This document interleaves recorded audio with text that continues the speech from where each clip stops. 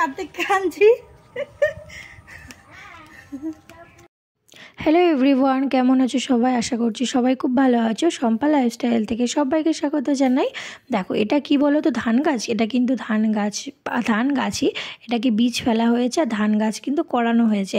আর এটা কিন্তু সত্যি সত্যি ধান হবে না, এটাকে পরে তুলেও ফেলা হবে। আসলে আমাদের বাড়িতে কার্তিক পুজোর এটাই নিয়ম, আগে আলা পুজো করতে হয়। ওই জন্য ধানের বীজ ফেলে ধান গাছ একটু বড় হয়ে গেলে তার সামনে কিন্তু কার্তিককে বসিয়ে পুজো দেওয়া হয়। এটাই নিয়ম, অনেক বছর থেকে হয়ে আসছে। তাই আমাদের কিন্তু এটাই করতে হয়। আর এই পুজোটা কিন্তু আগের দিন করে নিয়েছে, তার পরের দিনই কিন্তু আমাদের বাড়িতে কার্তিক পুজো ছিল। আর পুজো তো হয়েছে অনেক দিন, তো এতদিন টাইম পাইনি বলে আমি ভিডিওটা শেয়ার করতে পারিনি। তো আজকে ভিডিওটা দেব ভাবছি। তাই দেখো অনেক জোগাড়ও করেছে, পুজোর জোগাড়, যেমন খই, তারপরে এদিকে নারকেল নাড়ু বানানো হচ্ছে। মা এগুলো করেছে, আমি পাকিয়ে দিচ্ছিলাম। নাড়ুটা মেন পাকিয়েছে মাই, আমি সব করে দিয়েছিলাম। আর এখানে দেখো সমস্ত সবজি যা যা লাগে।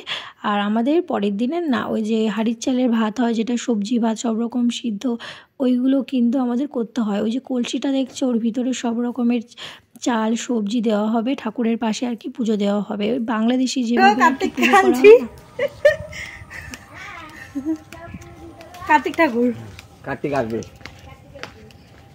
তো কার্তিক ঠাকুর বাড়ির উঠান পর্যন্ত এনে বাবাকে বললাম, বাবা তুমি বসিয়ে দাও এবার ঠিক করে।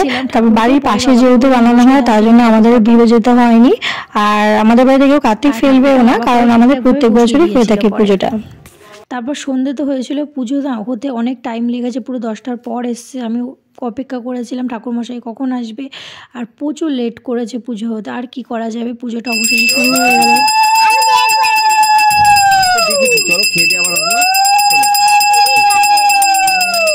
যা খেয়ে দিয়ে তাড়াতাড়ি আসবি, যা।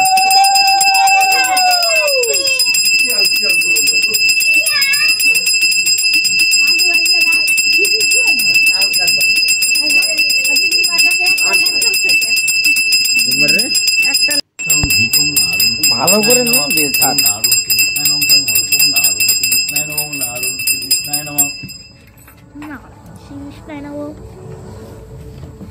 এই যে একটা ছোট দাঁড়া, একটা কাঠের চেন এসে বসা যাচ্ছে না।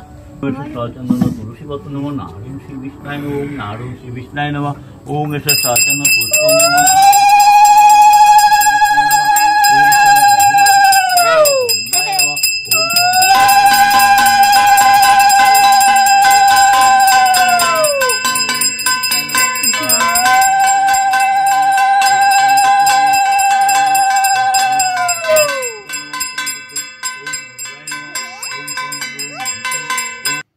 তারপর পুজো তো হয়ে গেছিলো। তার পরের দিন কিন্তু আমাদের বাড়িতে আমাদের যে আত্মীয় আছে আর কি, কাকা শ্বশুরের ছেলে মেয়েরা, কাকা শ্বশুর কাকি সবাইকে কিন্তু নিমন্ত্রণ করা হয়েছিল। আর নিরামিষে সব কিছু রান্নাবান্না হয়েছিল। এটাই করে আমাদের নিয়ম, পুজো হয় তার পরের দিন নিরামিষ কিছু রান্নাবান্না করে সবাই মিলে আর কি খাওয়া দাওয়া হয় আর কি। এখানে আমি উচ্ছে ভাজা করছিলাম আর কি, সমস্ত কিছু নিরামিষ হবে। আর উচ্ছে ভাজা আর ডাল করেছিলাম, লাউ ঘন্ট। আর এদিকে পনির দেখতে পাচ্ছ, আমি পনিরটাও কিন্তু রান্না করে নিলাম আলু দিয়ে, সিম্পল। আর পুজোর শেষে দেখো কতগুলো ফটো তুলেছিলাম। একটা বোনের সাথে ফটো তুলেছিলাম, আমি কার্তিক ঠাকুরটাকে নিয়ে এসে কিছু ফটো তুলেছিলাম। আর আমাদের কার্তিক ঠাকুরটা দেখতেই পাচ্ছ কত সুন্দর হয়েছে।